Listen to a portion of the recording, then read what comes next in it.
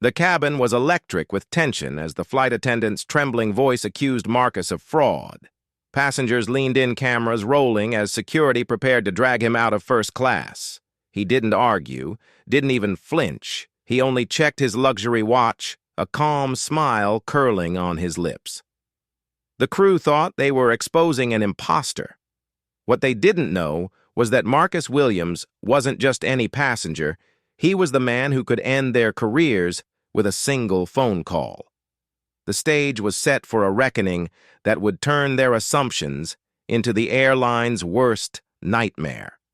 The stories we tell ourselves about strangers. The real-life stories that shatter assumptions. These touching stories remind us that black stories often hide the most shocking truths. Life stories that change everything. Have you ever misjudged someone so completely that it destroyed your entire world? Captain Derek Morrison appeared like a storm cloud, his gold stripes catching the cabin light. 23 years of flying had taught him one truth. Problem passengers needed immediate, decisive action. "Jessica, what's happening here?" His voice carried the weight of absolute authority. "This man Jessica pointed at Marcus has been sitting in first class for 20 minutes. He won't show proper ID. He's been aggressive." Morrison studied Marcus. Expensive suit, calm posture, hands folded. Nothing screamed threat. But Jessica's voice was shaking, and she'd never lied to him before. "Sir, I'm Captain Morrison. I understand there's been some confusion about your seat assignment." Marcus lifted his boarding pass without a word. "Southwest Airlines Flight 2847, Seat 2A. Morrison examined it closely. Everything looked legitimate. Everything looked legit. "This appears to be in order," Morrison said slowly. "It's fake," Jessica whispered, but her voice carried through the cabin. "Captain, look at him. Really look. Does he belong in first class?" Emma Morgan's live stream viewer count hit 8,000. Comments exploded. "Did she just say that this is insane? Southwest about to get sued." Morrison felt the weight of 147 passengers watching him. The businessman in 1C tapped his watch impatiently. The couple in 2C whispered behind their hands. A teenager in 4A held up her phone, recording everything. "Ma'am, I need you to explain what you mean by that," Morrison said carefully. "You know what I mean?" Jessica's voice cracked. "People like him don't usually fly first class. He probably bought this ticket from some sketchy website. People like me." Marcus spoke for the first time since Morrison arrived. His voice was quiet, controlled, dangerous. "Don't act like you don't know what I'm talking about," Jessica snapped. "I see hundreds of passengers every day. I know who belongs where." Emma's phone was shaking in her hands. Her live stream now had 15,000 viewers. Someone had started Southwest discrimination hashtag. Local news stations were messaging her frantically. "Gate announces final boarding in 10 minutes. The intercom crackled. "Sir Morrison said I'm going to need additional identification. Driver's license, credit card, something to verify this ticket." Marcus reached into his jacket. Morrison intensed. "You never knew with problem passengers." But Marcus only pulled out a wallet. Expensive leather European made. Inside a black American Express Centurion card, the kind Morrison had only seen in magazines. The kind that required a $10,000 zero annual fee just to own. Morrison's confidence wavered. This is a very exclusive card." "Yes," Marcus said simply. "It is. But that doesn't explain how you got first class," Jessica interjected. "Those seats cost $800. You probably used miles or some upgrade trick." "I paid full price," Marcus replied. This morning at 6:43 a.m., Morrison felt something cold settle in his stomach. The specificity was unsettling. Most passengers couldn't remember exactly when they'd booked their flights. 9 minutes to departure. Captain Jessica said other passengers are complaining. They paid good money for a comfortable flight. This situation is making everyone uncomfortable. She was right. The businessman in 1C was openly staring now. The woman in 3D had her phone out, clearly recording. The tension in the cabin was palpable. Sir, Morrison said, I'm going to ask you to deplane voluntarily. We can sort this out at the gate with customer service. No. The word cut through the cabin like a blade. Morrison had heard that tone before from passengers who ended up in handcuffs. I beg your pardon. I said, no, Captain Morrison, I'm not deplaning. I'm not moving. I'm staying in my assigned seat until this aircraft reaches Phoenix. Jessica's face went red. That's it. I'm calling security. You're trespassing. 8 minutes to departure. Jessica make the call. Morrison said he'd had enough. This passenger was clearly unstable, possibly dangerous. Marcus checked his watch. A paddock fipe that cost more than Morrison's annual salary. Captain, before you do that, I have a question. Are you familiar with Federal Aviation Regulation 91.11? Morrison paused. That was specific. Very specific. It deals with crew authority during flight operations, the interstate violations in interstate commerce. Sir, are you threatening legal action? I'm asking if you understand the legal framework you're currently operating under. Emma's live stream exploded past 30,000 viewers. The comments were a blur of outrage. This is 2024 and we're still doing this. Get this racist crew fired. I'm recording this for the news. 7 minutes to departure. Morrison's radio crackled. Captain Morrison, this is ground security. We're boarding for a passenger removal. Copy that, Morrison replied. But something in Marcus's expression made him hesitate. Captain Marcus said softly, I think you should know something before those officers arrive. Why this conversation is being recorded by at least 12 devices. Your crew member has made several statements that could be construed as discriminatory under federal law, and in about 30 seconds you're going to receive a phone call that will change everything. Morrison felt his mouth go dry. What kind of call? Marcus smiled. Not angry, not smug, just knowing. The kind that ends careers, Captain. The kind that makes headlines. The kind that changes companies forever. As if on cue, Morrison's phone buzzed. The caller ID showed Southwest Operations Center. Urgent. Marcus leaned back in his seat. You might want to answer that. Morrison's phone buzzed against his ear. Captain Morrison, this is Southwest Operations. We're monitoring social media. Your flight has 42,000 live viewers. Handle this quietly and quickly. 42,000 people watching his every move.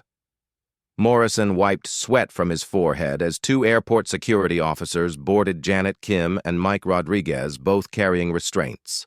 What's the situation? Kim asked, surveying the cabin. Jessica pointed at Marcus with a shaking finger. This passenger has been disruptive for 30 minutes.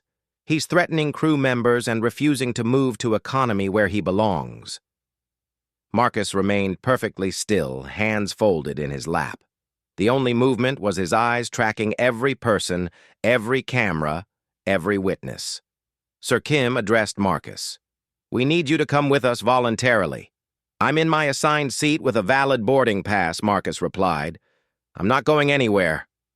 Rodriguez stepped closer, hand moving to his zip ties. Sir, you're interfering with aircraft operations. Federal offense, last warning. 6 minutes to departure, the gate agent announced over the intercom. Emma's livestream chat exploded. This is insane. Sue them all. Call every news station. Make this viral. The businessman in 1C finally lost his patience.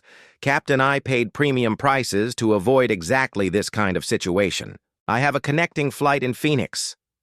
Other first-class passengers murmured agreement. The woman in 2D held her phone higher, making sure she captured every angle. A teenager in 4A live-streamed to her TikTok followers. Sir Kim said to Marcus, This is your final opportunity to comply voluntarily. Marcus looked at his expensive watch, a gesture that everyone now interpreted as defiance. Officers, before you proceed, I have one question. We're not here for questions, Rodriguez snapped. Are you familiar with the legal ramifications of unlawful detention? Kim hesitated. That was lawyer language, specific technical lawyer language. You're trespassing, Morrison interjected. Southwest Airlines has the absolute right to remove any passenger for any reason. Actually, Marcus said, reaching slowly for his briefcase, Let me clarify something about those rights. These rights, Rodriguez tensed. No sudden movements. I'm retrieving documentation that you requested, Marcus said calmly. 5 minutes to departure. Morrison's radio crackled. Captain Morrison operations. CNN is calling our media line. Fox News is requesting comment. We need immediate resolution. National news coverage. Morrison felt his career prospects crumbling in real time. But Jessica had never been wrong about problem passengers before. Never. What documentation? Kim asked suspiciously. The kind that explains why forcibly removing me would end all of your careers, Marcus replied. Jessica's voice rose to near hysteria. He's been threatening us the entire time. He won't show proper ID. Look at him. Does he look like he belongs in first class? Ma'am, Kim said carefully. What specific threats did he make? Sayed there would be consequences. He keeps timing everything on his watch. He's planning something. Emma's viewer count hit 55,000. Major news outlets were sliding into her DMs. Her phone buzzed constantly with interview requests. 4 minutes to departure. Morrison made his decision. Officers remove him. 147 passengers can't be held hostage by one individual. Rodriguez stepped forward, restraints ready. Sir, stand up slowly and place your hands behind your back. Marcus didn't move. Instead, he asked, Captain Morrison, how long have you been flying for Southwest for 23 years? Morrison answered automatically, then caught himself. That's irrelevant, Officer Rodriguez. How long have you worked airport security? 8 years. Why does that matter? Because in 30 seconds, you'll both need to explain to your supervisors why you detained the wrong person. Morrison's radio erupted with static. Captain Morrison, emergency. We have developing situation. Stand by for executive-level instructions. Do not proceed with passenger removal until further notice. Executive level. That meant corporate headquarters. That meant people Morrison had never met, but who controlled his entire career.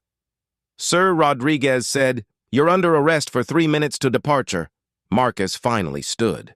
The entire cabin held its breath. Every phone focused on him. Officers, he said quietly, 20 years from now, you'll train new personnel about this moment, about the importance of asking the right questions before taking action. He reached into his briefcase with deliberate slowness. This time, no one stopped him. Marcus withdrew a leather document folder, expensive, embossed with a logo most people wouldn't recognize. He opened it carefully. Before you arrest me, he said, perhaps you should see my identification. Kim extended her hand reluctantly. Marcus handed her a business card. Kim read it. Her face went chalk white. She showed Rodriguez, whose eyes widened in shock. What does it say? Morrison demanded, his voice cracking. Kim's whisper was barely audible. Marcus Williams, board member, Southwest Airlines. Board member, not CEO, board member. High enough to destroy careers, but not so high that it seemed impossible. Jessica's face crumpled. That can't be real. Board members don't fly commercial. 2 minutes to departure. Morrison's radio crackled with a different voice. Older, more authoritative. Captain Morrison, this is Senior Vice President Davidson. We are aware of the situation on Flight 2847. Take no further action against the passenger in Seat 2A. Corporate is handling this directly. Senior Vice President Morrison had never spoken to anyone that high in the company hierarchy. Marcus sat back down, smoothing his suit jacket. Captain Morrison, I believe you had some concerns about my documentation. Morrison felt 23 years of flying evaporating before his eyes. Sir, we, the crew, had no way of knowing. That's precisely the point, Marcus said softly. You assumed your crew assumed, and now 60,000 people have watched those assumptions play out in real time. Emma's live stream had indeed reached 60,000 viewers. The comments were a blur of shock and vindication. Board member, they're so fired. Justice is served. This is the best thing I've ever seen. Screenshot everything. Rodriguez backed away slowly, his restraints forgotten. Kim stared at the business card like it contained nuclear codes. Jessica began hyperventilating. The weight of her words, recorded, live-reamed, witnessed by thousands, crashed down on her. It was 1 minute to departure. But nobody was thinking about departure anymore. The entire cabin was focused on the quiet man in seat 2A, who had just revealed himself to be one of the most powerful people in the company. Marcus checked his watch one final time. "I believe," he said, "we have some important matters to discuss," Taylor demanded. The implications hung in the recycled air like a storm cloud waiting to break. Silence crashed over the cabin like a physical force. Marcus Williams, board member, sat in seat 2.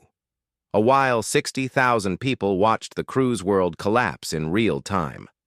Morrison stared at the business card in Kim's trembling hands.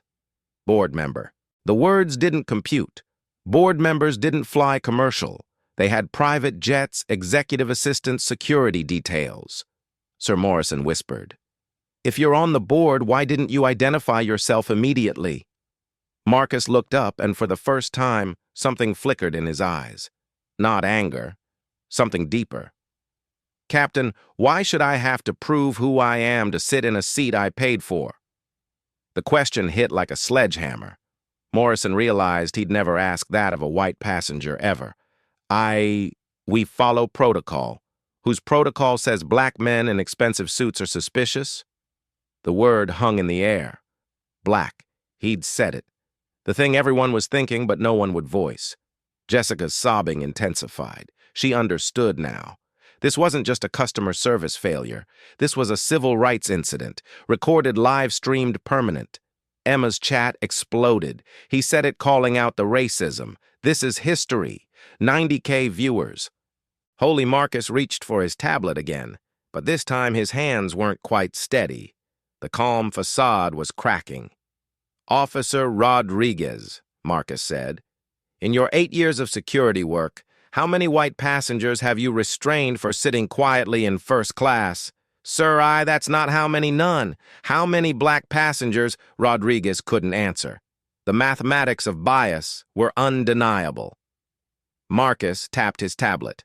A new screen appeared. Not an organizational chart, but a video call. Live. The Southwest Airlines boardroom appeared with 6 executives staring directly into the camera. Marcus, a woman's voice from the tablet. "We're watching the live stream. Are you all right?" The crew's faces went ashen. This wasn't just any board member. This was someone the other executives called by his first name, someone they were worried about. "I'm fine, Patricia," Marcus replied, "though I think Captain Morrison and his crew have some explaining to do." Morrison realized with horror that the entire Southwest Airlines executive team was watching this unfold live in real time.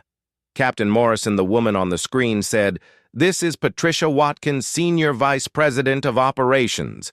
Would you care to explain why our chairman is being threatened with arrest on his own airline?" "Chairman, not board member, chairman of the board." Morrison felt his knees buckle. Jessica collapsed into a passenger seat, hyperventilating. Rodriguez actually dropped his restraints, the plastic clattering on the cabin floor. "Ma'am," Morrison stammered. "We had no identification," the crew reported. The crew reported what exactly? Another voice from the tablet. Older male, authoritative. "This is C.O. Jordan. I want a precise explanation of why my chairman was treated like a criminal. Emma's viewer count hit 100,000. Her phone was burning hot. News alerts were popping up on social media faster than she could read them. Marcus turned the tablet toward Jessica. "Ms. Martinez, would you like to explain to CEO Jordan what you told me about people like me?" Jessica couldn't speak, couldn't breathe. The weight of having the entire executive team watch her discrimination in real time was crushing her. Sir Kim found her voice. "We were responding to crew reports of a disruptive passenger. Officer Kim." The KO's voice cut through the cabin. "We have footage from multiple angles." Mr. Williams was sitting quietly reading documents. What exactly was disruptive about his behavior, the flight attendant said. The flight attendant assumed Marcus interrupted, and now his voice carried an edge. "She assumed I didn't belong. She assumed my ticket was fake. She assumed I was aggressive. Every assumption based on one thing. He paused, letting the weight of that truth settle. My appearance. The cabin was dead silent except for Jessica's ragged breathing. Marcus tapped the tablet again. A different screen appeared. Internal Southwest Communications. Real-time messages between executives, legal department mobilizing, PR crisis team activated, stock price monitoring initiated, discrimination, lawsuit potential. Hi, ladies and gentlemen. Marcus addressed the cabin. What you're witnessing is how quickly assumptions become lawsuits, how bias becomes headlines, how prejudice becomes stock price drops. Morrison's radio crackled. Captain Morrison, this is Tower Control. We have 17 news vans at Phoenix Sky Harbor. The FAA is requesting incident reports. Complete your departure immediately. 17 news vans. This was no longer an airline incident. It was a national story. Captain C.O. Jordan's voice from the tablet. You will complete this flight. Mr. Williams will remain in his seat, the seat he paid for. Upon arrival, you will report directly to corporate headquarters. Yes, sir. Mrs. Martinez, you will say nothing further to passengers or crew. HR will meet you at the gate.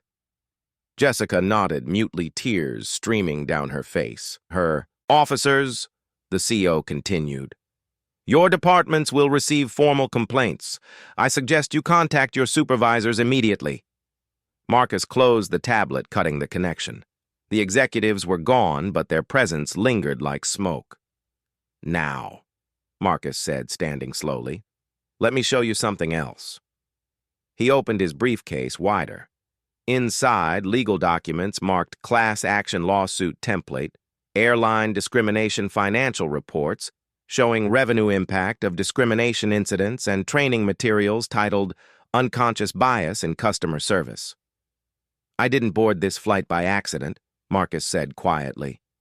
Southwest Airlines has received 47 discrimination complaints this quarter. 47. This flight was a test. The words hit like electricity. This was planned, orchestrated, a setup. You planned this? Morrison asked, his voice barely audible. I plan to fly first class on my own airline. Your crew planned the discrimination, thumping me hard. Emma's live stream reached 110,000 viewers. Comments flooded faster than the platform could process. It was a test. Chairman Jing, his own airline. This is genius. They fell for it completely. Marcus pulled out his phone. On the screen, a draft press release titled Southwest Airlines announces comprehensive anti-discrimination initiative following chairman's personal experience with bias. This press release will go out in 30 minutes.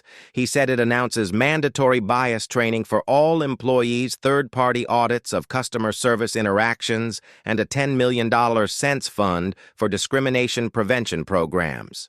He looked directly at Jessica. Ms. Martinez, your assumptions just cost this company $10 million. Jessica's sobbing turned to hyperventilation.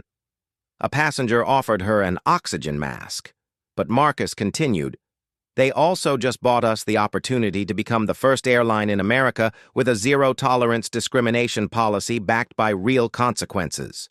Morrison found his voice. Sir, what happens to us? Marcus studied him for a long moment. That depends, Captain, on whether you learn from this or repeat it. He sat back down, opened his laptop, and began typing. I'm documenting everything that happened here today. Every word, every assumption, every moment of bias. It will become required training material for every Southwest employee. The plane began to move, finally departing 37 minutes late. Ladies and gentlemen, Marcus announced to the cabin, welcome to the flight that changes everything. As Phoenix approached, Marcus made one final call. Legal, it's Marcus. Execute the discrimination protocol full implementation and get me a meeting with the NAACP, ACLU, and Department of Transportation. We're going to fix this industry. The test was over. The real work was about to begin. The cabin air felt electric as Flight 2847 cruised toward Phoenix. Marcus Williams closed his laptop with a decisive snap, the sound cutting through the nervous whispers of 147 passengers. Mrs. Martinez, his voice carried absolute authority. "Sit down. We're going to have a conversation." Jessica stumbled to seat 2B. Her hands shaking uncontrollably, every phone in first class focused on her face. Pale Stree with tears destroyed. "Look at me," Marcus commanded. Jessica forced herself to meet his eyes. What she saw there wasn't anger. It was something worse. Disappointment so profound it felt like a physical blow. 8 years with this company, Marcus said quietly. 15 discrimination training sessions, dozens of diversity workshops, and 30 minutes ago you looked at a black man in a $3,000 suit and decided he was a criminal. "Sir, I'm not finished." The words cut like ice. "Do you know what Southwest Airlines stock price was when we took off?" Jessica shook her head. $3,460 per share. "Do you know what it will be when we land?" Marcus opened his phone showing a real-time stock ticker. Southwest Airlines 3215 down 7.3%. Your assumptions just cost our shareholders $847 million in market value. Emma's live stream exploded with comments. "Stock price crashing live. She cost them almost $1 billion. This is insane." Captain Morrison Marcus called out, "Join us!" Morrison emerged from the cockpit. His pilot's uniform wrinkled his face gray. 23 years of flying and it would all end here. "Captain, how many black passengers have you personally removed from first class?" Morrison's mouth went dry. "Sir, I don't keep statistics on." "I do." Marcus pulled up a document on his tablet. Southwest Internal Audit Flight Operations Division. In the past 2 years, Captain Derek Morrison has authorized the removal of 17 passengers from premium cabins. 15 were people of color. 2 were white. The numbers hung in the air like an indictment. Morrison felt his legs go weak. "Coincidence, Captain. I never realized." "You never realized because you never questioned. Ms. Martinez tells you a black passenger is disruptive, and you don't ask for specifics. She tells you someone doesn't belong, and you don't ask why. You just act." Marcus stood up, commanding the attention of the entire cabin. His voice carried to the back rows where passengers craned their necks to see the confrontation. "Ladies and gentlemen, what you're witnessing is institutional racism in action, not cross-burning, hood-wearing racism, the polite kind. The kind that hides behind policy and protocol." Jessica's sobbing intensified. She understood now this wasn't just about her job. This was about everything she'd been taught, everything she'd accepted as normal. Marcus's phone buzzed. He glanced at the screen and smiled grimly. "Miss Martinez, do you know who that was?" Jessica shook her head. "Gloria Allred's law office. They want to discuss a class-action lawsuit representing every black passenger who's been discriminated against by Southwest Airlines in the past 5 years. The color drained from Jessica's face. "How many passengers is that based on our internal complaints, approximately $2 or $300 incidents? Average settlement value in discrimination cases $400,000 per plaintiff." Emma did quick math on her live stream. "That's almost $1 billion in potential lawsuits." Marcus nodded. "Correct. M. Martinez, your 30 minutes of bias just exposed Southwest Airlines to the largest discrimination lawsuit in aviation history." Morrison found his voice. "Sir, what can we do?" Marcus's laugh was bitter. "Captain, there is no we. You made your choice when you decided I was guilty before asking what I'd done wrong. Please, sir, I have a family, a mortgage. I'll lose everything. So to the 200-300 black passengers you and your colleagues have humiliated over the past 5 years, did you consider their families when you had them removed from flights?" Morrison couldn't answer. Marcus pulled up another document. "Southwest Airlines Crisis Management Protocol, Stock Price Protection." He read aloud. "When facing potential discrimination lawsuits exceeding $100 million, immediately terminate all involved personnel to demonstrate corporate commitment to equality." Jessica's voice cracked. You're firing us. I'm not firing anyone, Marcus said coldly. The board of directors will vote on your termination at an emergency meeting in 90 minutes. I'll be recommending immediate dismissal with cause, which means no severance, no benefits, no references. The words hit like physical blows. Jessica doubled over, hyperventilating. Morrison grabbed a seat back for support, but Marcus continued, "There is one possibility for mitigation." Both crew members looked up desperately. Full public confession, live television interview, complete acknowledgement of bias and discrimination, commitment to become advocates for civil rights training in the airline industry. "You want us to humiliate ourselves on national TV?" Morrison asked. "You humiliated me in front of 150,000 people," Marcus replied.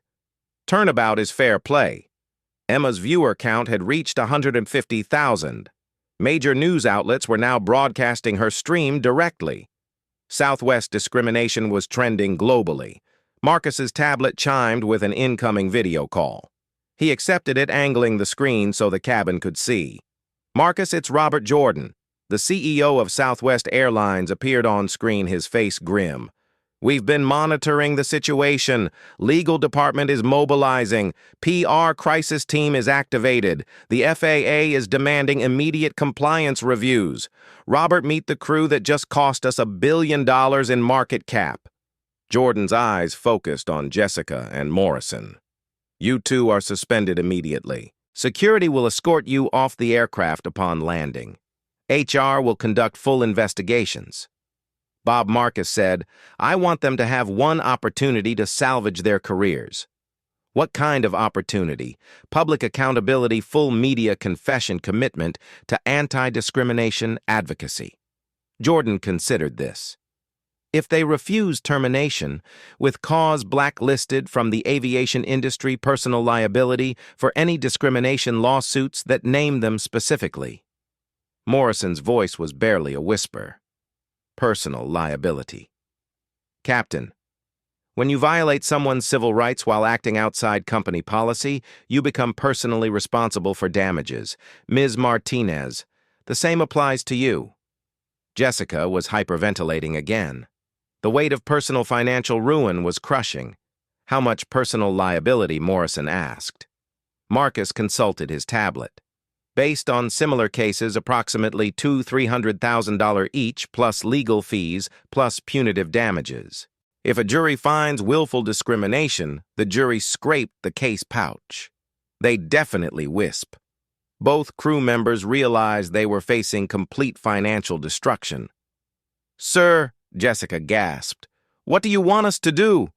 Marcus leaned back in his seat, studying them both. "I want you to choose easy or hard. Take responsibility publicly and help us fix this problem, or fight us in court and lose everything." The plane began its descent into Phoenix. Through the windows, passengers could see news helicopters following their approach. 30 minutes to landing, Morrison announced automatically. 30 minutes to decide your futures, Marcus corrected. Choose wisely. The most expensive 30 minutes of Southwest Airlines history were about to end. Flight 2847 touched down with a thud that seemed to echo through Jessica's soul. Through the small window, she could see her future waiting. News vans, federal investigators, and the end of everything she'd built over 8 years. Final decision time. Marcus said, not looking up from his tablet. CNN is requesting live interviews. So is 60 Minutes. The whole world wants to hear your story. Jessica's voice cracked. What if I can't do it? What if I break down on camera for the first time since this nightmare began? Marcus's expression softened slightly. Ms. Martinez, do you have children? A daughter. She's 7. What do you want her to learn from this moment? Jessica wiped her eyes. That people can change. That mistakes don't have to define you forever. Then that's what you tell the cameras. Morrison shut down the aircraft's engines with hands that shook like autumn leaves. Sir, I need you to know something. This wasn't the first time. I've done this before. Made assumptions about passengers based on how they looked. I never realized. Marcus studied the broken captain. How many times, Derek? The use of his first name somehow made it worse. I don't know. Dozens, maybe. I told myself I was following procedure. But you were following bias disguised as procedure. Morrison nodded miserably. My own son is mixed race. Jesus Christ. What if someone treated him the way I treated you? The confession hit like lightning. Morrison's own child was exactly the kind of person he'd been discriminating against. Then you have a very personal reason to make this right, Marcus said quietly. The aircraft door opened and chaos poured in.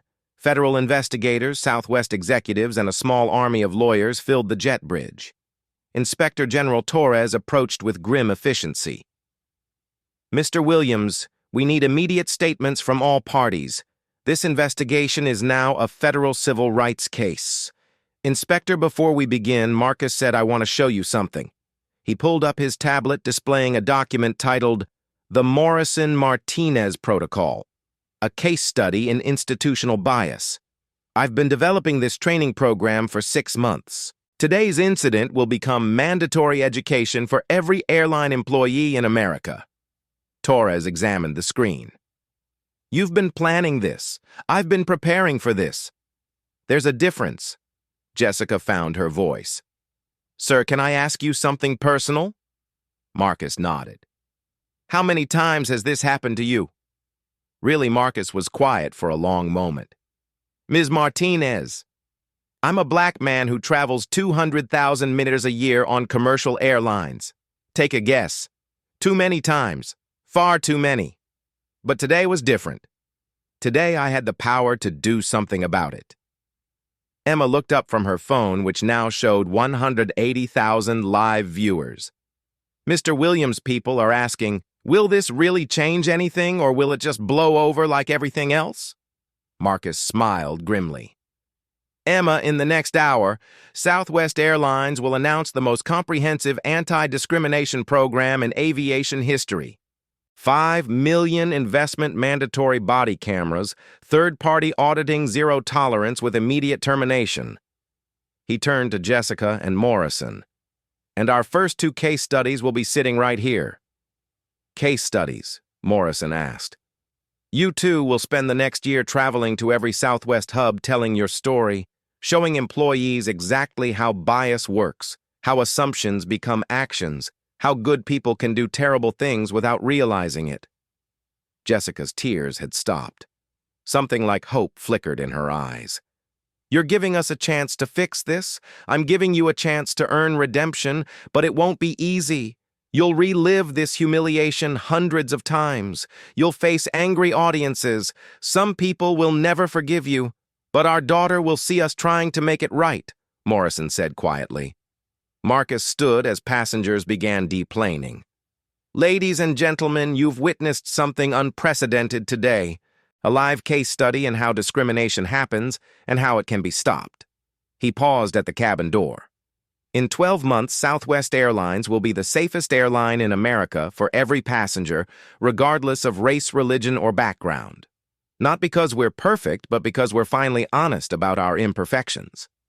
Outside protesters chanted while news cameras rolled. This wasn't just a Southwest story anymore. It was a national conversation about bias power and the possibility of change. Jessica took a deep breath and walked toward the cameras. Her career was over.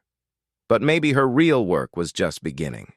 Morrison followed, thinking about his mixed-race son and the world he wanted to leave him. Marcus Williams stepped into the Phoenix heat carrying the weight of systemic change on his shoulders. The flight was over. The transformation had just begun. 3 months later, the Morrison-Martinez protocol would be implemented by every major airline in America. Sometimes justice arrives 30,000 FT in the air. Marcus Williams sat in his home office at 2:00 a.m., scrolling through messages that still arrived daily 6 months after Flight 2847. Tonight's email made him pause. Mr. Williams, my name is Sarah Thompson. I'm white 34 from Ohio. Last week I was on a United flight when I saw them treating a Latino family exactly like Southwest treated you. But this time was different. I remembered your story. I started recording. I spoke up. The family kept their seats. Thank you for showing me how to be brave. Marcus smiled, forwarding the email to Emma Morgan, who now ran Southwest's Dignity Documentation Project. These stories arrived every day. Passengers finding courage, employees speaking up, systemic change spreading like wildfire. His phone buzzed. A text from Jessica Martinez, now traveling to her 200th airport presentation. Detroit training tomorrow. 500 new hires. Still nervous every time, but their faces when they get it worth everything. Another message from Derek Morrison. My son asked to come to my next presentation. He wants to help. Said he's proud his dad learned to be better. Marcus leaned back in his chair. The real victory wasn't the $2 bill $300 million in prevented lawsuits or the 89% drop in discrimination complaints. It was Sarah Thompson finding her voice. It was Morrison's son feeling proud instead of ashamed. The intercom buzzed. Mr. Williams, his assistant's voice. 60 Minutes is on line 1. They want to do a follow-up story. Tell them I'm not available, Marcus replied, but connect them with Emma Morgan. Her story is the one that matters now. He walked to his window, looking out at the Phoenix skyline. Somewhere out there, flights were taking off every minute. Passengers were being treated with dignity because strangers had witnessed injustice and decided to act. His computer chimed with a new video upload, Emma's latest live stream. Not from an airplane this time, but from a coffee shop in Seattle, where she documented a manager discriminating against a transgender customer. The video already had 100,000 views and was climbing. Marcus opened his laptop and began typing. 6 months ago, I sat in seat 2A and changed my life. But I didn't change the world.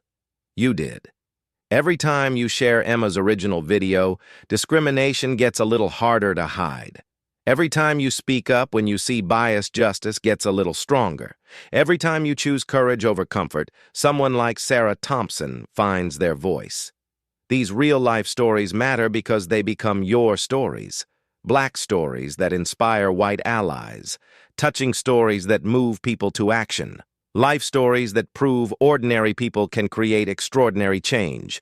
Today, right now, someone is being discriminated against. Someone is staying quiet. Someone is looking the other way. Don't be that someone. Record the truth. Share the evidence. Speak for the silenced, because change doesn't happen in boardrooms. It happens when you decide that enough is enough. What injustice will you document today? Share your stories below. Tag 3 people who need to see this. Subscribe if you believe dignity isn't negotiable. The next flight, 2847, is waiting for its Emma Morgan. Will that be you, Marcus? Hit publish and watch the views climb. 1,000, 5,000, 15,000 somewhere. Another ordinary person was about to find extraordinary courage. The revolution would be live-reamed.